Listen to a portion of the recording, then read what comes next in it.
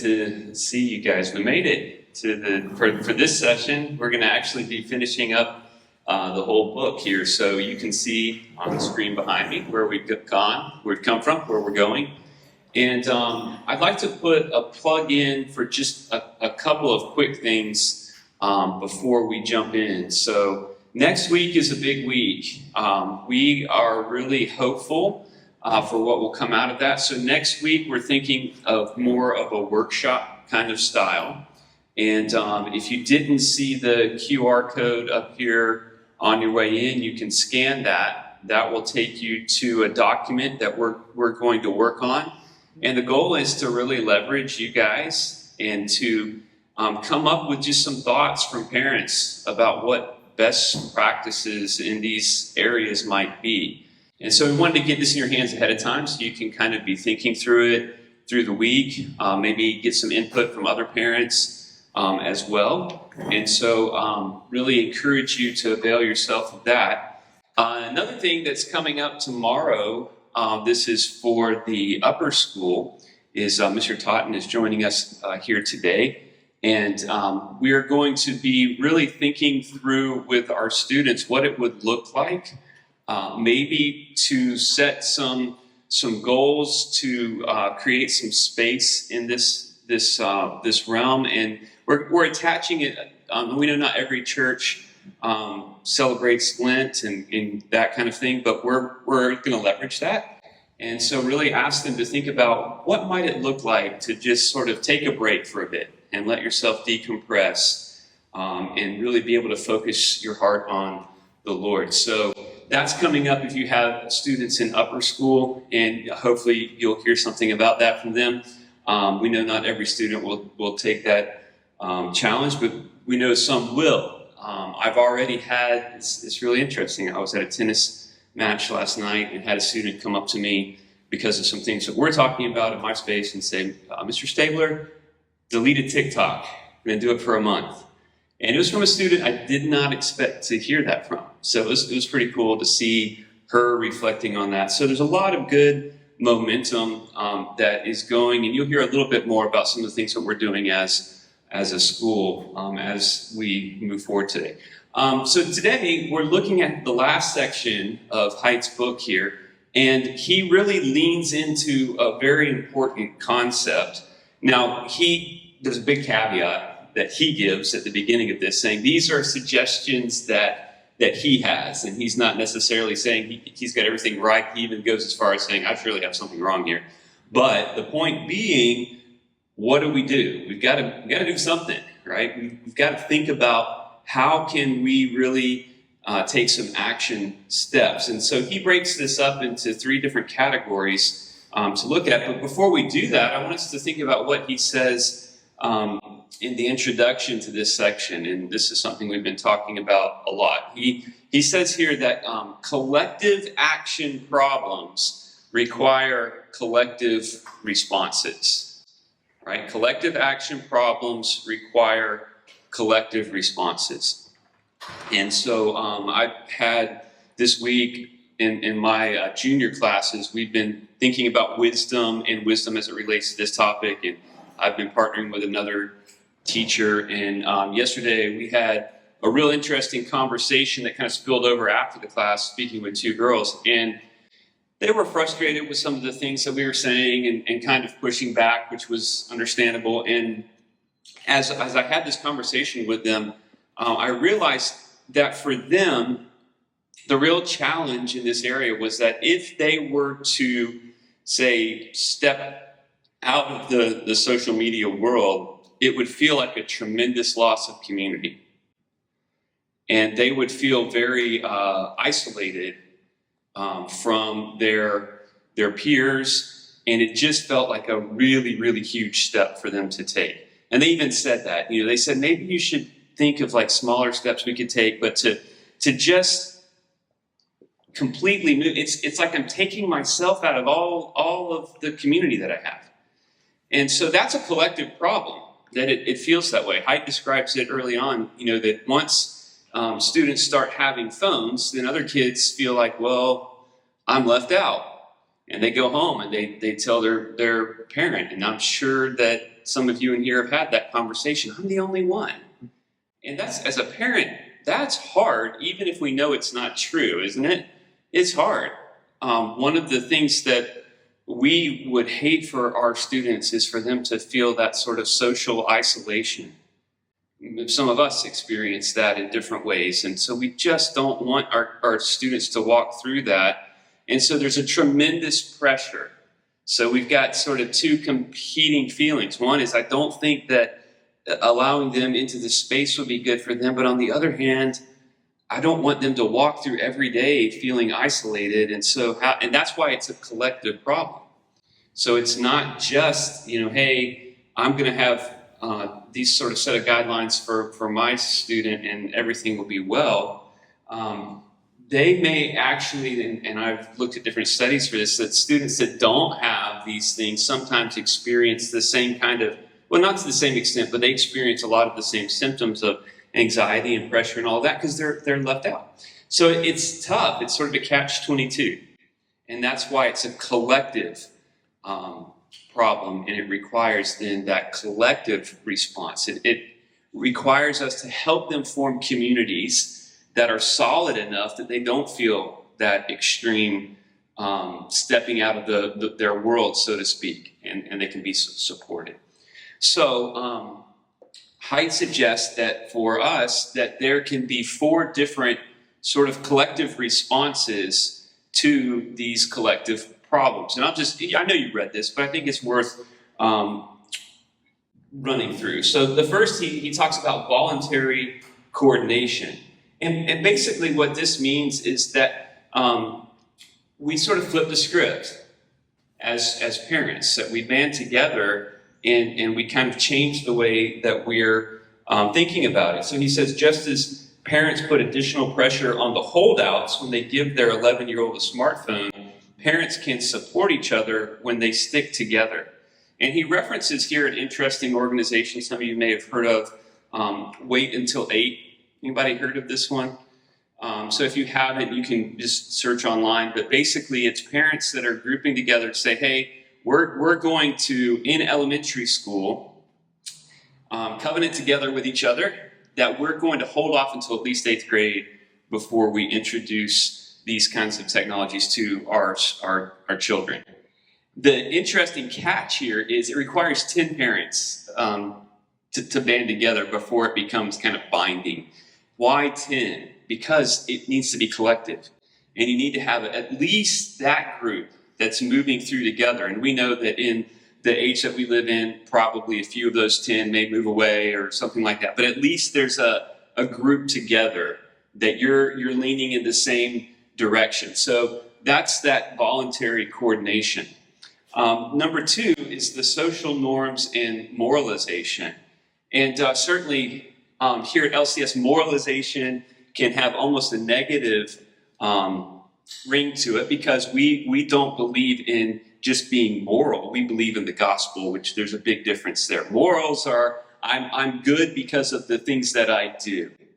And we don't ever want to lay that burden upon our students because the Bible does not lay that burden upon our students. We're good because of what God has done through his son Jesus for us. And that frees us. But because he's done that, then that's going to motivate our heart to live in a certain way in light of what he's done.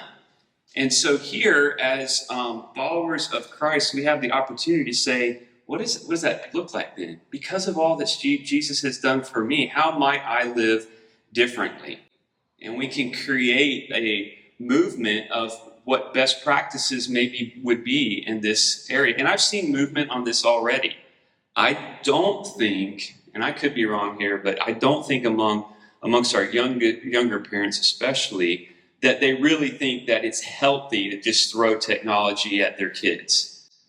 They grew up that way. They knew that. Now, it's sort of like we don't believe that just throwing sugar at our kids is healthy either, but it can be hard not to do it. But there's that sort of almost a guilt, like, oh man, yeah, we're eating a lot here. Maybe we should cut back a little bit.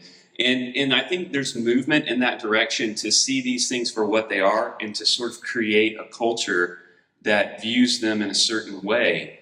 And I'm grateful for that. You guys are part of that. And so sort of flipping that script. We've seen that happen in the past, some good, some bad maybe. But for example, smoking kind of happened that way. My grandfather's generation, it's just what you did. It was a way to socially connect with people. Now we look at that like, ooh, there's almost a moral sort of value attached to it, and we could talk about whether that's right or wrong, but there kind of is. Like, it's been flipped in our culture. So I think banding together can help us think about how we do that. And then number 3, technological solutions. And this is where I'm very grateful to live in a state where our legislators are taking action on this, and it's happening around the world. Some of you have heard about what's going on in places like Australia, and the governments are putting pressure on these companies to not just say, hey, there's an age limit here, but to actually create the technology to make that viable.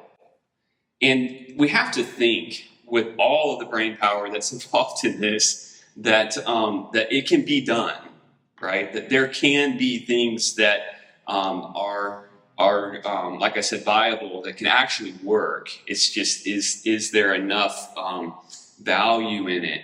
And unfortunately, what drives this often is just the bottom line, right?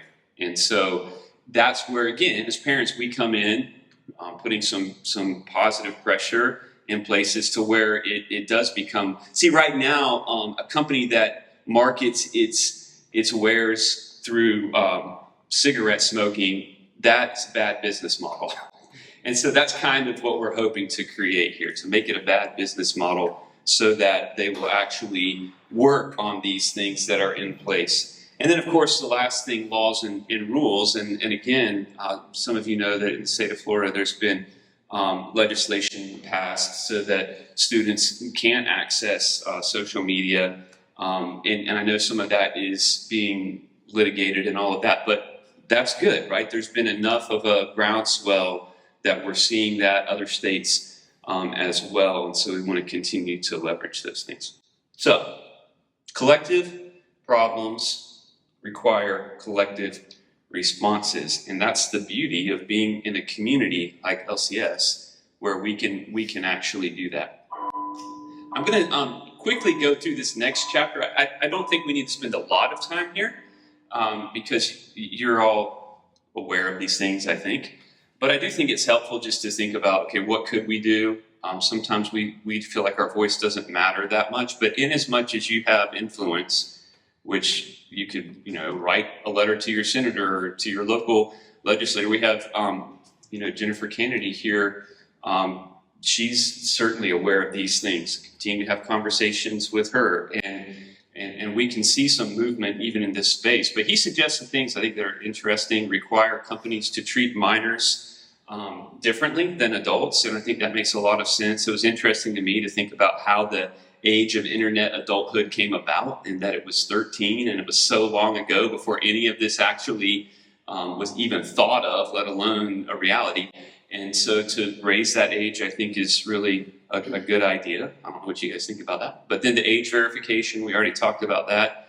And then this is on the side of letting kids kind of explore, be able to have a little more freedom to narrow neglect laws. I know that could be a place where we say, I don't know if I agree with that or not, but there's some outrageous things that he cites in the book, and where students or parents have been prosecuted in ways that they probably shouldn't.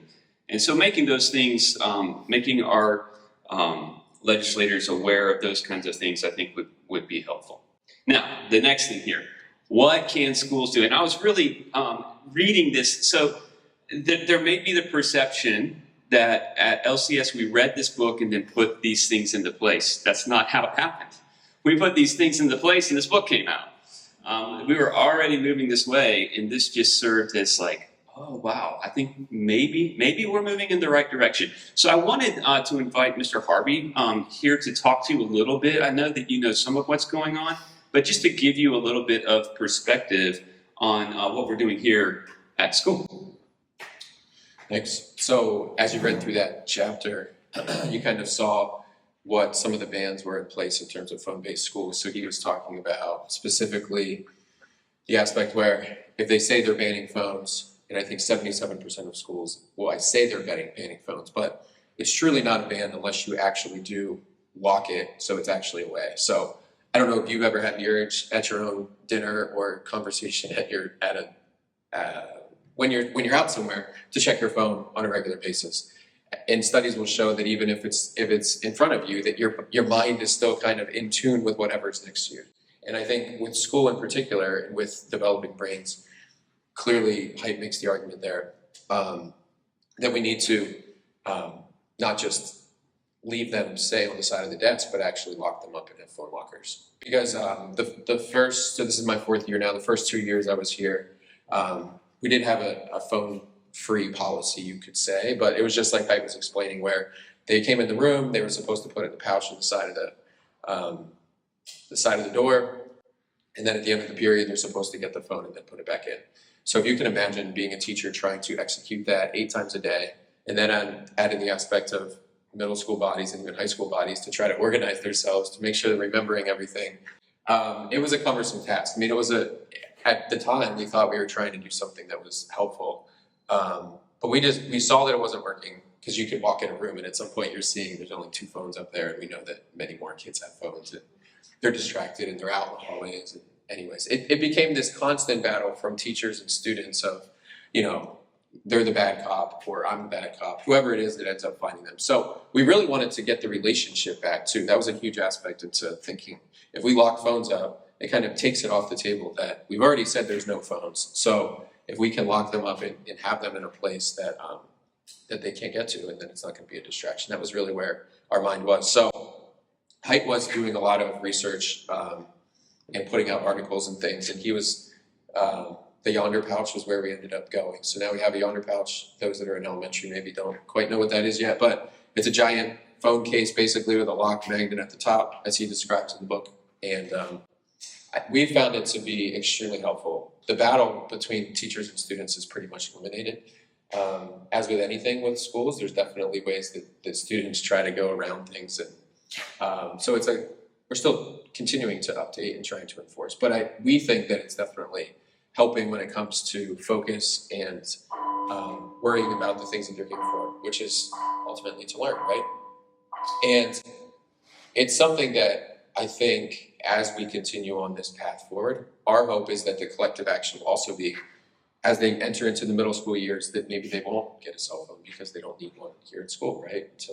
And they can open it up afterwards. But that's definitely, I think, part of the hope that we can continue to gain momentum of where we are currently. I thought it was interesting too when it comes to what's the counter argument to the playful school when it talked about playgrounds. I thought it was really interesting to talk about recess, which middle school we do have recess still. So I felt convicted myself that I wish we could have more time for recess, but at some point we want to send them home too. So we could keep them here all day and they could run around and play. But I think it's interesting that when we let kids go out and play and let them start to solve their own problems, you get into kind of that safetyism aspect, like how much do you want them to control, that play time versus having adult intervention. But to be completely honest, since we've implemented recess, which was probably 3 years ago, my first year I don't think we had it then, 3 years on, there's really not been a ton of issues when it comes to recess time. And I do think it's something that we were actually talking to house leaders on Monday, which is our 8th grade leadership team that we kind of meet with on a bi-weekly basis. And one of the things that they were talking about was trying to get more recess time. So I think it's interesting that even 8th graders are trying to say that they would appreciate more free time and flex time to hang out and chat. Because there's not, especially as it gets hotter, you'll notice they're not running around nearly as much, which makes a lot of sense. But right now, they're not necessarily running around, but it is a break for them. And I think it's a long day, so it is appreciative. And I do think that, as he kind of explains in the research, that there are learning outcomes that come from the ability to just be free and do the things that you want to do and have fun and play. So that's been something too, I think, that we continue to think about in how we can build time to build relationships, because I think, especially in the middle school world, to make sure that they're feeling included part of something is something that we really spend a lot of time on. And if you have a middle school student, we've been doing clubs, and that's another thing that we've been doing to try to get kids out and about. So we have 15 different clubs. We're about to launch spring clubs, which will be some new different opportunities for them to connect. But I think it is really helpful for them to build community beyond their niche, because it's so easy to be comfortable, and pushing them outside of their comfort zone is something that I think is extremely important to the development of children, and just building positive relationships beyond what may be comfortable. And that's kind of the last thing that he was talking about in this part, was the Let Grow project. And we did launch that earlier in the year. And there were some pretty cool stories about things that they were able to do where maybe before the parent may have been a little less likely to have allowed them to do. Some of them were doing baking, and some of them were building little, projects at home with woodworking or something. Some of them were mowing the grass, like things that maybe they had not done before. They had asked their parents and gotten permission to do those types of things. So that was something that we were challenging our middle schoolers to do this year. And we saw some positive feedback from that too. But I think that's something too that we just continue to work with parents to try to figure out exactly. We've talked about it in the previous sessions about the responsibility that we give to kids, and many times they rise to the occasion much more than maybe we had first thought. So definitely things like we're considering here at LCS of how to continue to partner with families to keep pushing them outside of comfort zones to gain that resiliency, because I do think that's the way to combat anxiety, is through exposure, is really what it said in there. So I thought that really stood out, that the way to conquer anxiety is through exposure and pushing them a little bit. Obviously there's always a part where they're going to break, and that's where we want to work together to make sure that we're not pushing them too far. But I do think that it's very healthy to make them try something new and do things that may not feel comfortable at first. And even for myself, that's not easy. But allowing kids to do that and to build new relationships and try new things is really, really important. Yeah, I've been really encouraged with what I've seen with Mr. Harvey in middle school. Another element of this, Heather Roden and Tim Totten back there are leading our student life efforts in, especially in high school, but also middle school. And it's amazing all the things that they have going on, and it can be almost overwhelming. There's so many opportunities for them, and the goal is not for our students to do every one of those, but to find one that they can join and find some community there. So there's lots of different Bible studies that are happening in different areas, different opportunities and just kind of bringing fun into the school day. It's been really cool to see students engage in those different things. So that's kind of where we are as a school. I'm encouraged. I think we've made some real progress. There's a long way to go. But just so that on our end, we're really thinking about these things, and we value feedback too from parents to hear places where we can improve even further. So that brings us to the last segment here, what parents can do. And this is where I'd like you to get a little more chance to interact with each other. So we're going to make this a little more conversational. For those of you watching online, this is going to be the end of the online segment, but I would encourage you to read through this part of the book and to think about how you too could engage in some of these activities. You can see the summary back there, and there's a lot more here that we can talk about, but give a longer and better play-based childhood, and getting kids outside and getting them with other kids. That's a big challenge sometimes, just because of the geography. Our neighborhoods, not all of them are conducive to getting kids out to play. So it takes a little bit of effort there, but I think there are a lot of things that we can do. We talked about this a few sessions ago. Just opening your home is a big deal. Just being willing to, let things get a little bit messy and not worry so much about that stuff, but to give opportunities for kids to play. Delay full entry into the phone-based world, and we've kind of been beating that drum. And one last thing here, use parental controls. I would just simply say, if you don't know how to use parental controls, YouTube it. there's so many videos out there that just walk you through, and they walk you through the updates. It's actually not as daunting as it may seem, and there's some really good controls that we ought to have in place once students do have them. So, for example, in my family, with my two girls who do have phones, their phones go to sleep at night, and they wake up in the morning, and that's just part of what we do, and they know that. And I can't say that they've never tried to go around that, but I don't think that they have. They basically just set the phone down, and at night it stays in a spot, and then in the morning it wakes up again. So learning how to use those things, sometimes they seem really cumbersome, and you've maybe heard some of the stories about there's 20 or 30 different steps just to set up screen time. That may be true, but you can figure it out. It's not maybe as challenging as sometimes we make it. If you don't know how, again, get on YouTube and you can figure that out. So, all right, I'm going to underline it there. We're going to turn the cameras off, and we'll have a little bit of conversation.